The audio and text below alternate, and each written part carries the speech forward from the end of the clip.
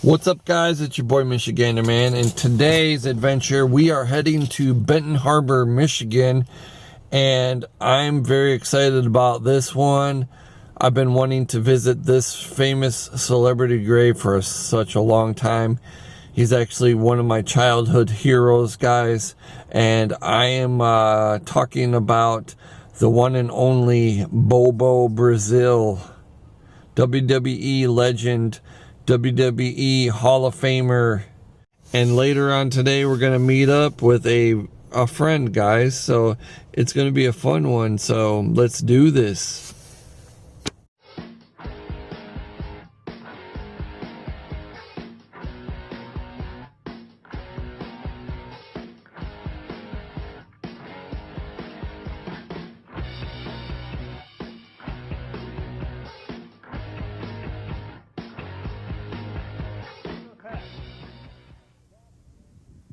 You know, I love to have this man talk.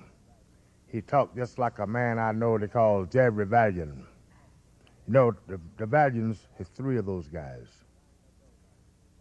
Bobby Coat, he done joined up with the Valiants. They always talk about how tough they are, how hard they can punch, how good a wrestlers they are, especially Jerry. Now he got Bobby Coat talking the same way. I'm going to tell you four guys something right now. Do you know where I come from? I come from a little small town by the name of Benton Harbor, Michigan. You know what street I live on? I live on Tough Street. Do you know where I live? Right at the very bottom of that street. But I don't go around bragging about how tough I am. You know, if I think Brazil can take care of himself.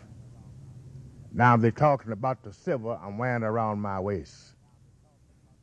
I am wearing the belt, but it belongs to the fans. Those nice fans out there keep cheering me on, and that will make me hold the belt for a long time to come. The man who started out as Houston.His got his pro sports starting playing professional baseball as a player with the Black House of David team in the Negro leagues. Harris thought he had his career set, but a chance encounter with pro wrestler Joe Savati changed all that. Savati, a former college star with Notre Dame and with the Chicago Bears in the NFL, had become a pro wrestler following his playing days. Impressed with Harris' size and athletic ability, he talked him into pursuing professional wrestling instead. Following his initial training, he went to Canada, starting out with Maple Leaf Wrestling in Toronto in 1951 and working around Ontario and Michigan. Initially, he was known as BOBO Brazil, the South American Giant, but most promoters mispronounced his name in flyers as BOBO Brazil. It wasn't long before Brazil made his way deeper into the U.S. territories of the National Wrestling Alliance, NWA, while his early years in the U.S. more often saw him matched against other African American wrestlers.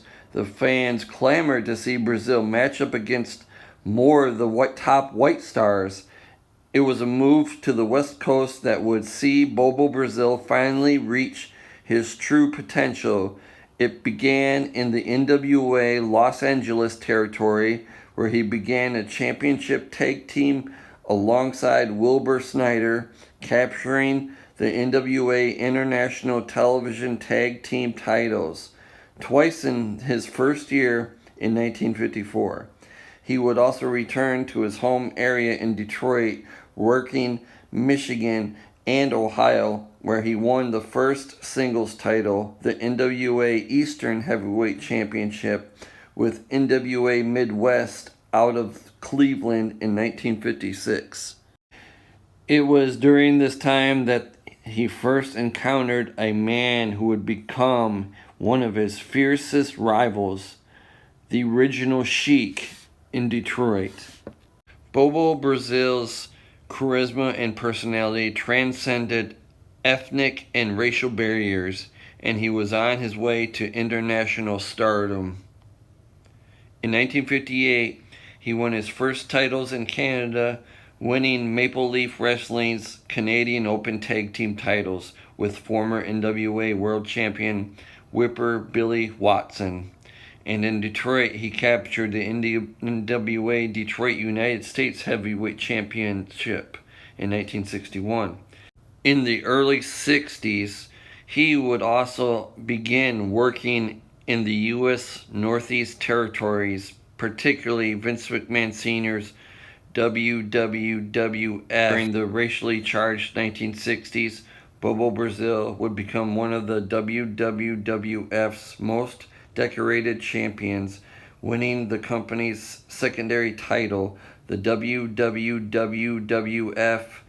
United States Championship. It was preceded the WWF Intercontinental Championship by 15 years, a record 7 times, including 2 lengthy title reigns. His third reign lasted 1,335 days between 1963 and 1967, and his 7th reign lasted from 1971 to 1976, a whooping 1,837 days. Bobo Brazil wrestled his final match in 1993, retiring after a 42-year career in the industry as one of the greatest African-American ambassadors of the sport and an inspiration to countless generations of new wrestlers of any race, color, or creed. He was inducted into the WWE Hall of Fame in his second class in 1994, becoming the WWE's first African-American wrestler inducted. His manager, James Dudley, was also inducted that year. I'm hanging out with a friend. You guys check him out. What's going on, guys? Jake Explores, here. Guys. Oh, yeah. Nice to meet you guys, man. Appreciate you having me on, bro. What's going on, guys? It's Jake here. Hope you're all having a wonderful day. We are in for an absolute treat. So if you haven't already, as always, get yourself a snack, grab yourself a drink, and without any further ado, let's get right into the video. Sure, you guys go show Jake some love. Go check his channel out.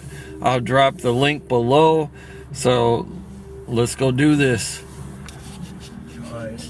This would be very cool. Right now, guys, we're in front of Bobo's. This is where Bobo's used to be in Benton Harbor. Bobo Brazil actually owned this place. And look at this. This is an actual payphone. I have not seen one of these in a long time. Bobo Brazil's.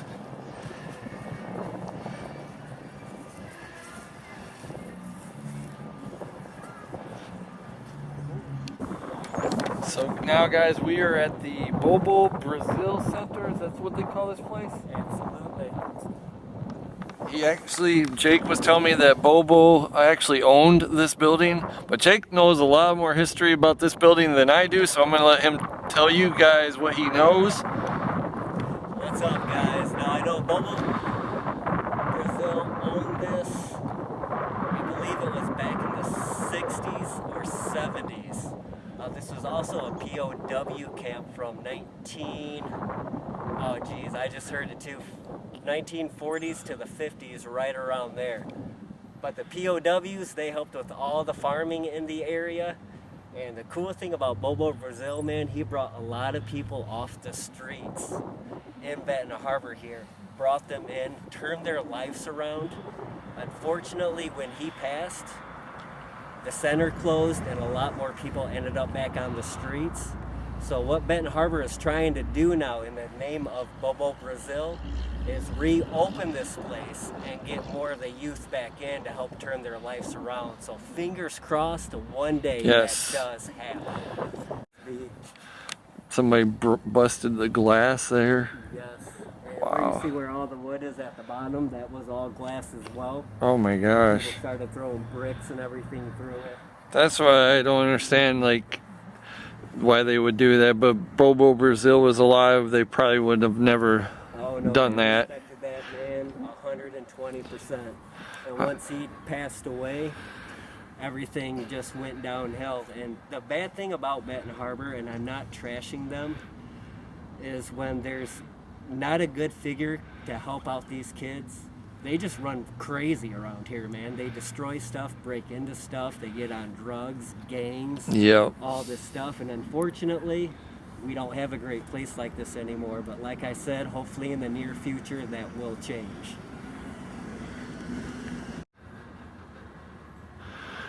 Welcome to Benton Harbor, Bobo Brazil Community Center.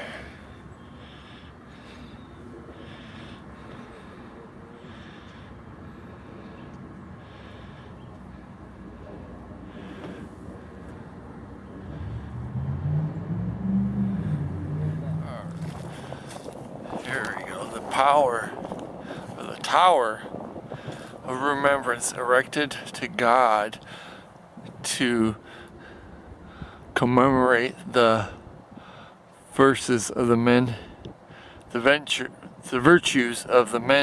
and women who have served in the armed forces of the United States of America. The melody ringing forth from this memorial tower is a monument to the memory of Lillian Bishop, 1902 to 1985. It is a testimony to her leadership and unerring effort on behalf of all the veterans, their families, and this cemetery. This plaque was placed by the VFW Post 1137, the Ladies Auxiliary in Crystal Springs Cemetery. Somewhat. And it looks like there the doors falling off the hinges.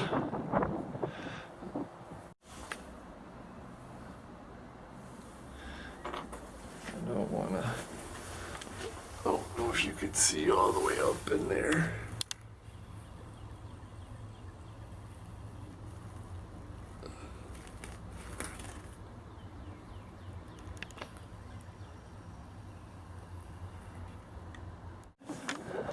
So guys, I've been searching for hours and hours for Bobo Brazil's grave. He was cremated, but there's no pictures or anything of his headstone. But his wife is buried here, and this is Crystal Springs Cemetery in Benton Harbor, Michigan, and this is where she is buried at.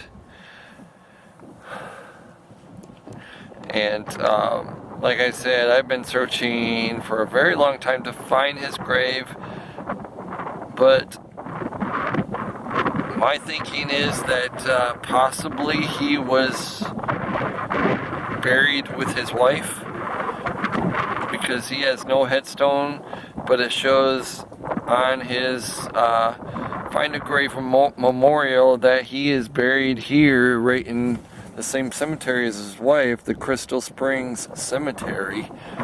And she is buried in section E10. So if you guys do come to Crystal Springs Cemetery and want to pay your respects, she is buried right in this section right here. The thing that looks like a cross is right there. I'll give you guys a landmark. Look for this. It looks like a gigantic cross, and her grave is like right in the very back of the cemetery. It's a large, extremely large cemetery. And hang on here. So this is a map. It tells you right where it is. You'll see it looks kind of like that. But what I'm thinking is that he could possibly be buried with his wife in an unmarked cemetery, right here. Don't quote me on it. I don't know exactly for sure, but you guys know I always do my best to find the graves, and this is the closest I possibly could find to where Bobo Brazil would be buried at. And this is right here. This is his wife.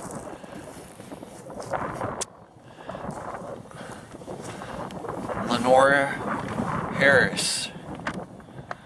This is the wife of the legendary Bobo Brazil.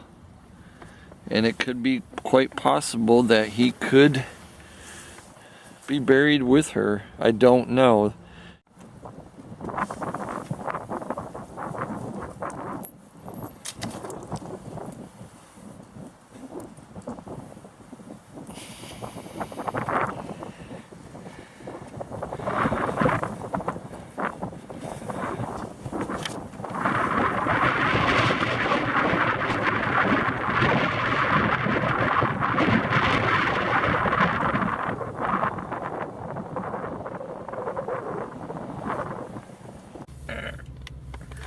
Well guys, I hope you guys enjoyed this video and learning a little bit of history about the awesome, amazing Bobo Brazil. I'm excited about this one, guys, and I can't wait for you guys to see it. And let me know what you guys think in the comments below. Smash that like button, share me out, and let's get to that 4K, guys. And go show some love to my boy Jake Explorers. And I will put his link in description so you guys can go check Jake out. He's got some amazing content, and we're going to be doing some more stuff in the near future. So I look forward to it for sure. Definitely. Peace.